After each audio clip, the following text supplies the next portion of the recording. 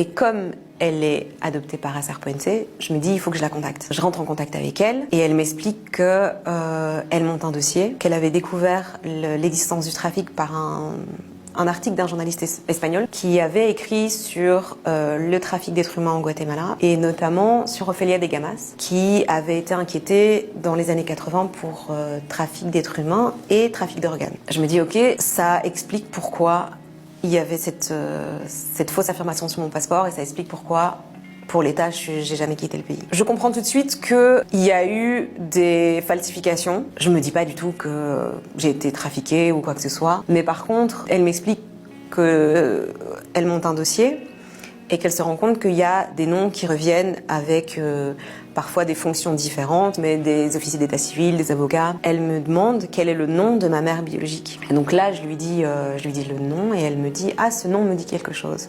Et à ce moment-là, j'ai compris. En fait, tout ce que je comprenais pas et tout ce que je ressentais, juste cette phrase, qui pourtant était une preuve de rien du tout, j'ai compris. J'ai dit « Ok, cette femme, c'est pas ma mère ». C'est un ressenti, mais factuellement, j'ai aucun élément. J'essaie de la retrouver sur Facebook. Je la retrouve pas, mais je retrouve son fils. Je lui envoie un message en lui parlant pas du trafic, des nouvelles informations que j'ai trouvées. Je lui dis juste que j'ai rencontré sa mère en 2009, que du coup on est demi-frères et sœurs supposément, et que je viens juste prendre des nouvelles. Le lendemain, il me répond, et il me dit « Ah oui, j'ai parlé avec elle hier et elle m'a dit que c'était pas ta mère biologique ». Donc ce que j'avais ressenti, ce que j'avais déjà compris, en fait, c'était la confirmation. En fait, à l'époque, au Guatemala, il fallait un acte d'abandon pour pouvoir adopter. Mais comme il y avait eu des cas d'enlèvement, de trafic, où on payait des femmes pour qu'elles déclarent des enfants pour ensuite faire un acte d'abandon pour qu'ils puissent être adoptés. À ce moment-là, je sais toujours pas ce qui s'est passé exactement dans mon cas. Donc je sais que mes papiers sont falsifiés, je sais que la femme que j'ai rencontrée 10 ans auparavant, c'est pas ma mère, je pars de zéro. Là, je me dis, qu'est-ce qui me reste pour rechercher ? Il me reste l'ADN. C'est la seule piste que j'ai.